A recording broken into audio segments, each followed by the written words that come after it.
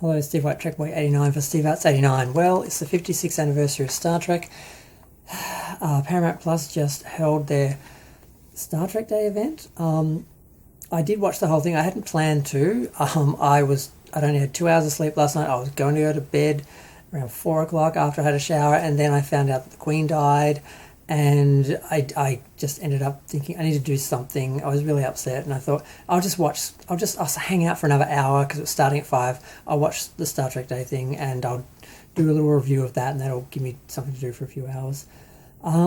It only went for 2 hours and 20 minutes. I was really surprised. There was not much to it. There were no big announcements. There were no big reveals. There was really only one trailer, which didn't showed a few things, but not a lot.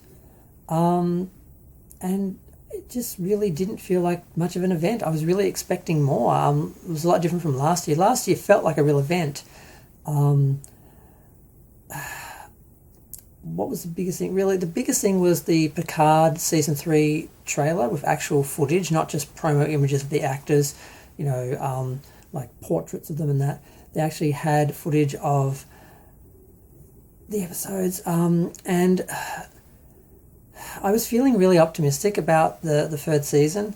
And then during one of the segments with the Picard cast, they had Michelle Hurd, and she said that we're going to see the criminal underbelly of Starfleet, of Star Trek, of the Star Trek universe in this. And I'm like, they just don't get it, do they? They just don't get it. That's not why we watch Star Trek. That's not what Star Trek is. Utopia doesn't have a criminal underbelly. You know what I mean? It's like they just don't get it. They just think Star Trek is today just with spaceships and aliens, and I'm like, and then when we watch the trailer, you can really see that, where we see Riker and the Next Generation crew coming together, and they're all in dark, shadowy places and crowded future environments. I'm guessing Earth, who just looks like Blade Runner, and that's not Star Trek. That's not Gene's future that he gave us, and it's just these people just don't get it. And apparently, Gates, Dr. Crusher contacts him and needs help because something bad's happening. We see a Starfleet building, probably the Academy or something, or the main Federation headquarters or something, collapsing into the ground after some sort of terrorist attack or something. It's just, this is not Star Trek. Star Trek is exploring the future, meeting new aliens, strange new worlds. It's not terrorism and governments that are the enemy, and the patriarchal political system being against diversity and having all these things that they're putting into Star Trek, into Starfleet, into future Earth, just don't work. Have them as an external alien threat and deal with it that way. That's what Star Trek does. They just don't get it. So I and the starbase, we saw the starbase, and it looks just like the cheapest CG. It really looked like it was like rendered in like 480 or something. I'm like, please let this not be the finished effects, because it's not coming out till February 16, I think, is when it's going to start streaming. So maybe that effect wasn't the final one, but it looked awful. And the Titan, oh my god, it is the worst design I've seen in canon Star Trek on an alpha ship. It's just, seriously, the original Titan ship that they showed in Lower Decks and in the novels and that looked nice. It was a slightly dinky ship. It wasn't as big and grand as the D or anything, but it looked good. This one, it was like they put the motion picture Enterprise saucer and stuck it on like the engine section had this square look, kind of like the Discovery one. It just looked awful. I'm like, really? Apparently they retired the other ship and they made a whole new ship, and I'm like, could they not get the rights to that design? Like, they used it in Lower Decks. I don't understand. Is the animation different from live action? Why would they get rid of this great design and replace it with this awful design? And they are indeed using the same set from the Stargazer, with just a couple of modifications. Thankfully, there's one modification, aside from the fact they make it all black and really dark, and it looks like, what was that ship from Into Darkness? I forgot what that was called. It looks like that. It's really dark, and I think they put a ready room at the back or something. You can see some windows, and that's really the only difference. So I'm not as optimistic about season 3 now, because these people just don't get Star Trek. They think Star Trek is renegades and outlaws fighting the evil Federation. They think Star Trek is Star Wars. They just think science fiction is all this big silly show, people running around with guns and spaceships, and they just don't get it on the level that it was intended, and that a lot of fans get it at, and it just really shows, and it was just really disappointing to see that. So this is sort of my review of the Picard trailer, because that was really the only thing in the show, really.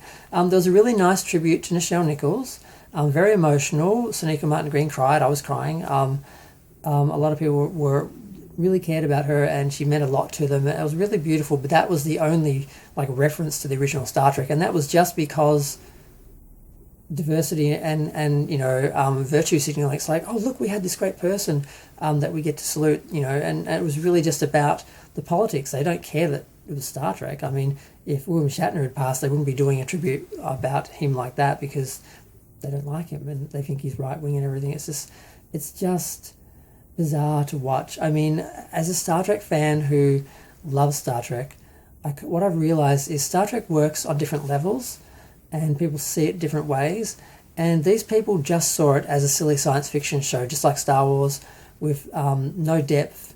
You just watch it and laugh at it and enjoy it, don't take it seriously, and that's the Star Trek that these people have created, particularly Michael McMahon, or whatever his name is, who did Lower Decks. They don't hate the show, but they just think it's a joke, and they're just laughing at it, and they think that's how you love the show. They think that's how everyone else is watching it. Just like when I watched the show and I saw this utopian future that gave me hope, and gave me a reason to live when I was in this environment where I wanted to die. Star Trek's one of the few things that gave me hope for the future. I'm one of those people who it saved their life, and I'm not joking about that, I'm being literal. It was Gene's philosophy and his idea for the future and for humanity was the closest thing I've had to a religion in my life. And to see these people who didn't get it, didn't understand it on that level, just missed the point and produced this joke of a show, and it's like they've just taken this beautiful thing out of my life, and I just have such resentment, and it's just so upsetting to watch 2 hours of all these people celebrating this misstep that they think is Star Trek. It's just a bizarre experience, and I'm sure all these people are the loveliest people, and they have no idea. I don't think any of them have any ill will towards Star Trek. They just don't get it. They just get it on this basic level, and it's just bizarre. It's just bizarre. The only other thing that really happened was they wheeled Nicholas Meyer out, and I thought, oh my God, they're going to make the Khan series. It's one of the big announcements. They're making the Khan series, and he's like, well, we're going to do a podcast. And I'm like, really? They brought you all the way out to say you're doing a podcast? You're going to finish the scripts and read them online or something? That's it? That's it? I was just like, wow, okay. What else happened? Nothing else really happened.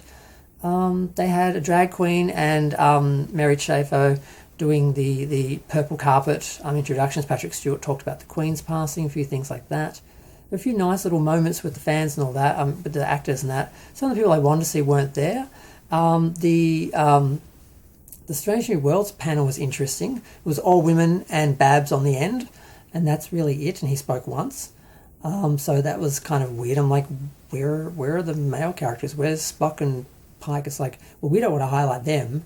It's just so bizarre that the agenda these people have, there's no denying it. It's just there, and I'm like, that's not Star Trek. Star Trek included everyone. It was women and men equally. Different sides of every argument getting respect and a voice. And now it's just this one-sided, weird, missing the point, just they just don't get what Star Trek is. And it's just really distressing to watch as a fan. And I was just gnashing my teeth and putting my head in my hands and just face palming all the way through it. And I don't want to hate it. I like a lot of these people. I really feel on the outside of Star Trek, and I remember watching like the 20th anniversary special and the 30th anniversary special, which they ran like sort of an award ceremony like this, and I just remember loving the show so much and feeling like I'm it's just not for me. It's made for these other people who have this other version of Star Trek, which is just this silly science fiction Star Wars joke, and it's just so bizarre. I don't know what else to say. I wrote a few notes. Did I miss anything? No, not really. No, I've covered that. Yeah, covered all that, I think.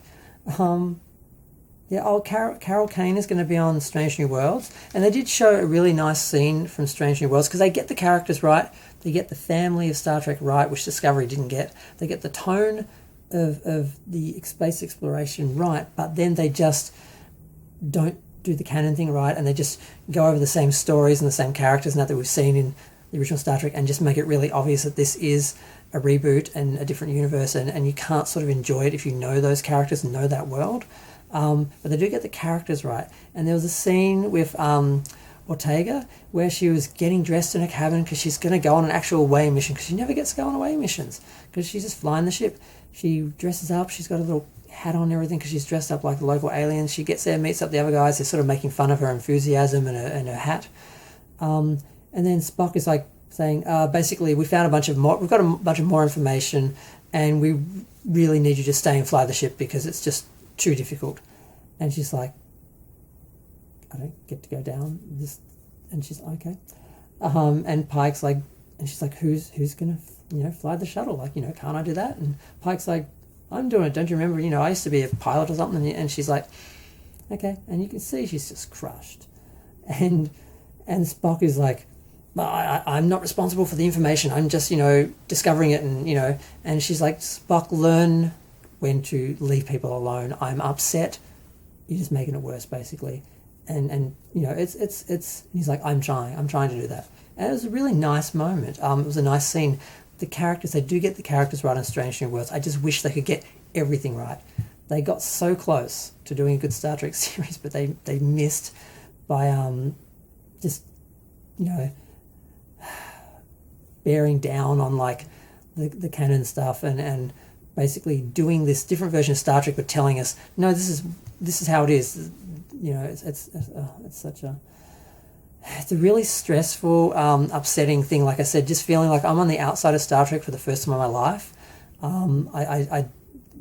It used to be something that I felt a part of, and that family, that unity they were talking about, that they were really talking about. Because I'm just like, I'm not a part of that anymore because this is not for me. This is made for unsophisticated science fiction fans who don't understand the levels that Star Trek worked on and how complicated it was, and just think it's a silly science fiction show and just a joke and just something fun and not to think about.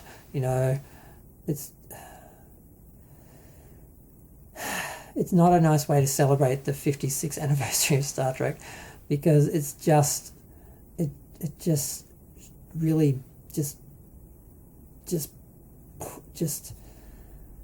shows you just how much they've missed the point, and Star Trek is just dead. In that way that's just not there anymore. There's nothing of it left to really. I can't. I'm tired.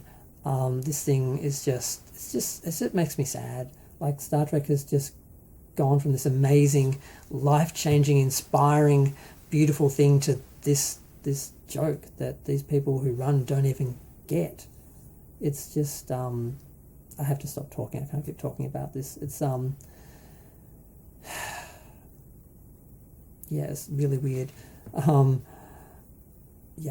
I'm going to go. Feel free to share, like, comment, subscribe. Let me know what you think. I'm sorry to be so negative. I don't want to hate Star Trek. I don't want to hate this show. Like I said, I used to love Star Trek. I used to feel a part of it. It changed my life, and now I feel like it's gone.